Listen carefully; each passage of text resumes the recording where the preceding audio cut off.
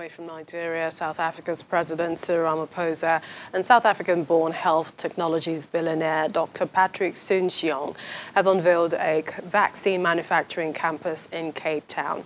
Speaking at the launch of the Nansa biopharmaceutical production hub, President Ramaphosa said that if Africa wants to safeguard the health of the people, there's a need to have the means, the technology and the resources to produce vaccines and treatments for all the diseases that afflict the continent. He says that the Nansa facility will make a vital contribution to the mission, complementing the work already being done by other companies. In the meantime, the Cape Town mayor has written to President Ramaphosa, formally requesting that the government ease lockdown restrictions around gatherings. Mr. Hill-Lewis said that this includes two specific requests on the economy. One, the 50% capacity rule for outdoor public facilities like public swimming pools be lifted entirely. He also said that spectators be allowed to return to watch major sporting events. Well, joining us to talk more on this is Professor and Head of the School of Health Systems and Public Health at the University of Pretoria.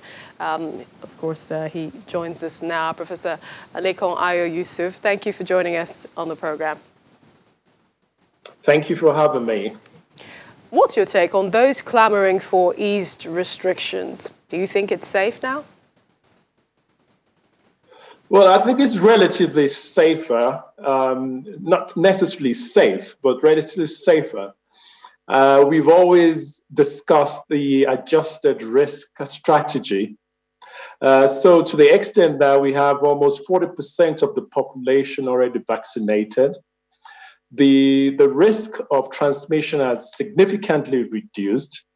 On the one hand, and on the other hand, is that the consequence of infection on the health system has also significantly reduced because the Omicron has been associated with lower risk for severe disease, particularly in vaccinated population. So when you put the two together and balance saving lives with saving livelihoods, you would come out with a decision that it's time to ease towards saving livelihoods.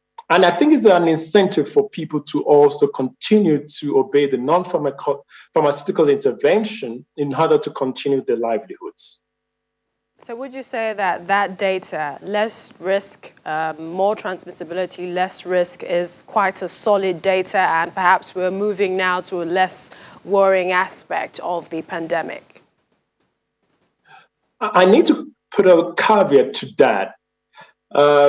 The situation might be different in different countries. So in South Africa in particular, there's a couple of reasons why we might be having a less severe effect of Omicron. One of those is the fact that more people might have been infected before the Omicron than we had assumed. If you remember, the herd immunity was an assumption that you need at least 67 to about 70% of the population vaccinated. So if you have a lot of people who were already infected and developed immunity, it is likely an explanation in our context why the Omicron has not been associated with very severe disease.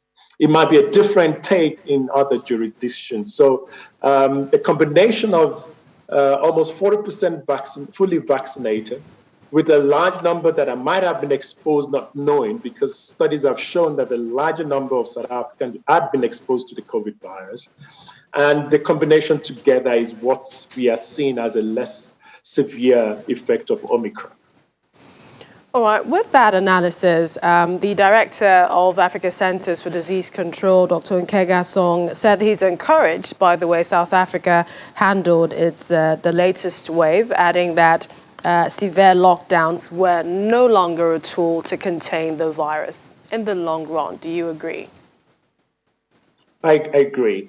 We've always talked about living with the virus. And I think the practical meaning of living with the virus is that we're going to be having the infections. So it does not help to keep counting the number of infections.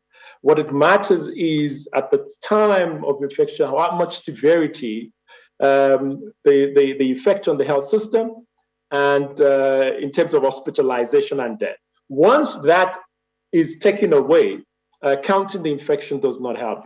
Today, Sweden has already announced that you do not even need a COVID test when you arrive in Sweden. So we're getting to begin to live with the infection just the way we live with the flu. Diseases.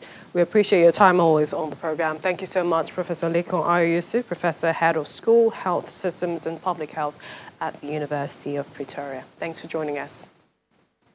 Thank you very much for having me.